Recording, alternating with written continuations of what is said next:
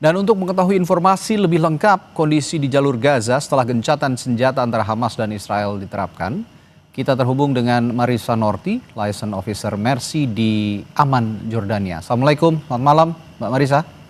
Waalaikumsalam, selamat malam Mas Ardi. Baik, Mbak Marisa, langsung saya tanyakan informasi paling akhir dari sana, dari jalur Gaza yang Anda terima. Bagaimana situasi setelah warga Palestina yang mengungsi kembali ke Gaza? Ya, baik, benar sekali. Semenjak tercapainya gencatan senjata, banyak warga Gaza yang sudah mulai kembali ke Gaza Utara atau ke Gaza City, melihat rumahnya dan mulai membangun kembali kehidupan mereka. Dan situasi saat ini sebenarnya tentara Israel hanya mundur pada garis yellow line aja sesuai dengan Trump's plan, yaitu masih menduduki kurang lebih hampir 60% wilayah Gaza.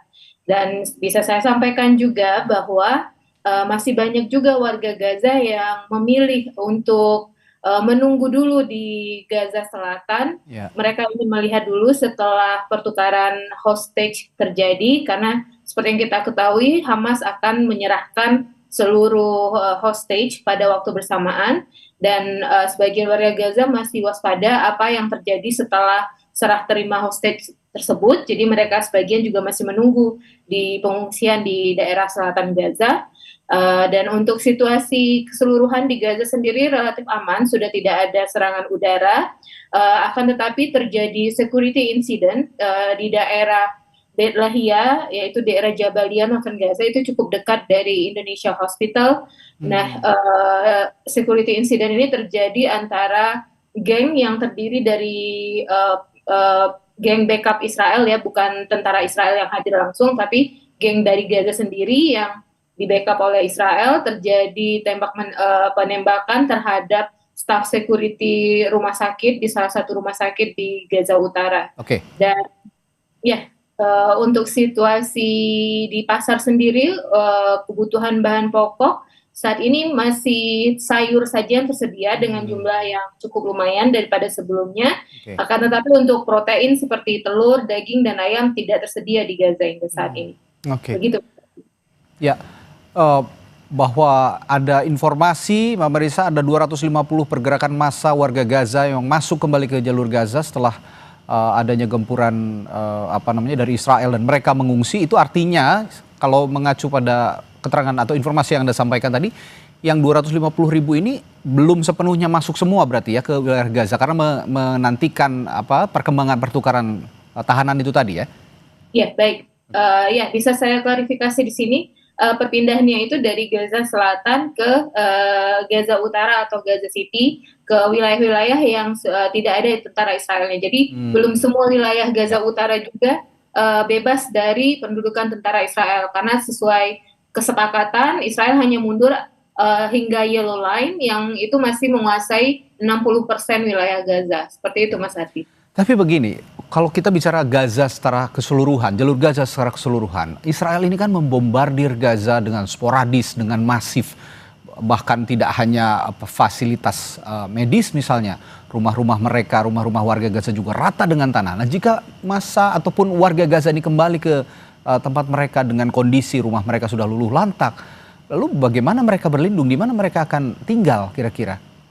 Ya, baik, benar sekali. Situasi di Gaza City dan Northern Gaza sangat tidak layak huni, ya. Banyak fasilitas publik seperti air atau listrik tidak tersedia di sana. Dan biasanya warga Gaza itu akan bertahan, mereka akan mendirikan tenda di lahan rumah mereka yang hancur itu. Jadi mereka akan mencari satu dataran yang cukup nyaman untuk mendirikan tenda. Mereka akan tinggal di sana dan mulai membangun fasilitas mereka masing-masing, dan untuk air mereka akan mencari sumber apa yang masih tersedia, dan mereka akan mencoba merenovasi sesuai kemampuan mereka.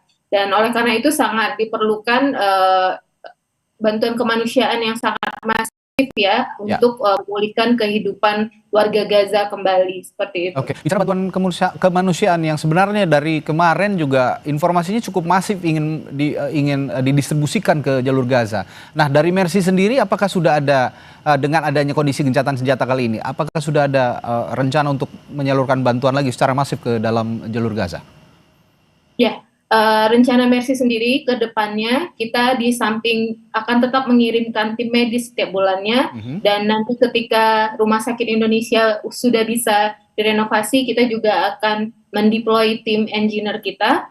Dan kemudian untuk bantuan makanan saat ini kita masih mencoba, karena kita butuh cepat menyalurkan, kita membantu dengan membeli dari dalam Gaza. Tapi kedepannya kita sudah memiliki rencana, kita sudah memiliki logistik yang saat ini antri di Aman untuk suplai medis bagi rumah sakit di Gaza. Dan kedepannya tentu saja akan banyak bantuan medis atau non medis lainnya yang akan kita kirim ke Gaza. Kita ingin memastikan dulu apakah benar apa yang telah disepakati dibukanya border dengan lancar akan terjadi dalam ceasefire ini, karena hingga saat ini Rafah border itu masih ditutup, masih banyak truk yang mengantri untuk segera masuk ke Gaza. Singkat Mbak Marissa, artinya saat ini relawan Mercy masih belum ada yang di dalam jalur Gaza ya, sementara ini ya?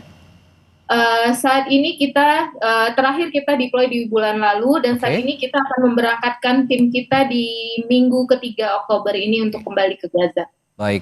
Semoga dilancarkan dan bantuan-bantuan yang selama ini masih sebenarnya dialamatkan ke dalam jalur Gaza juga bisa segera terdistribusi untuk saudara-saudara kita yang ada di jalur Gaza. Baik, terima kasih Marissa Norti, Liaison Officer Mercy di Aman Jordania yang sudah memberikan informasi terbarunya soal kondisi di jalur Gaza pasca